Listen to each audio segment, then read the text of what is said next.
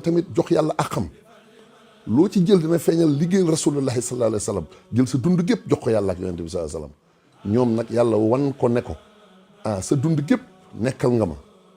na nga xam ne bés bu ñu la noppee gisit maa la fi nekkal moo tax Sëñ Tuubaa ku ko woo yàlla suñu borom moo lay wuyu kon évaluer liggéeyu Sëñ Tuubaa la dimension économique dafay tuuti dama koy jox 2%. La dimension spirituelle moo ëpp doole ndax moom daf ñoo bàyyee héritage boo xamante ne yaakaar naa ne gëm yàlla war naa yomb léegi yaakaar naa ne wéetal yàlla war naa mën a yomb léegi yaakaar naa ne jox yàlla ak xam war naa mën a yomb donte sax ab jaam lott na ci waaye dongo yi war nañoo nangu dem ci ba jeex waratuñoo nangu ñu ñuy soppi ba dootuñu xam suñu bopp waratuñoo nangu ñu ñuy jënd